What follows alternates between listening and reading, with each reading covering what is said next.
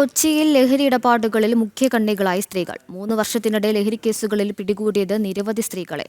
25-നും 40-നും ഇടയിൽ പ്രായമുള്ളവരാണ് പിടിയിലാകുന്നതിൽ കൂടുതലും. ലഹരി വിൽക്കുന്നവരിലും ഉപയോഗിക്കുന്നവരിലും സ്ത്രീകളുടെ എണ്ണം വലിയ തോതിലാണ് വർദ്ധിക്കുന്നത്. സ്ത്രീകളെ മുൻനിർത്തിയാണ് കഞ്ചാവ് എത്തിക്കുന്നതും വിൽപ്പന നടത്തുന്നതും. മാരക ലഹരികളുടെ ഇടപാടുകാരായി എത്തുന്ന സ്ത്രീകൾ വിദ്യാർത്ഥിനികളെയും ലക്ഷ്യമിട്ട് ലഹരിക്ക് അടിമകളാക്കുകയാണ്. 2023 നവംബറിൽ മാരക മയക്കുമരുന്നുകളായ MDMA, ഹാഷിഷ് ഓയിൽ എന്നിവയുമായി പിടിയിലായതിൽ ഒരാൾ സ്ത്രീയായിരുന്നു. ലഹരി സംഘത്തിലെ കണ്ണി മൃദുലയായിരുന്നു പിടിയിലായത്.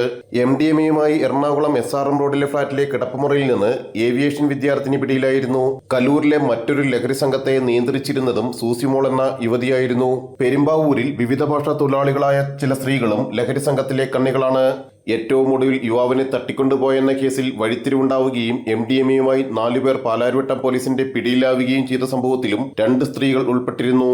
ഹരിപ്പാട് സ്വദേശിനി പാർവതിയും പനങ്ങാട് സ്വദേശിനി സാന്ദ്രാഞ്ജലിയുമായിരുന്നു പിടിയിലായിരുന്നത്. ജനം, കൊച്ചി.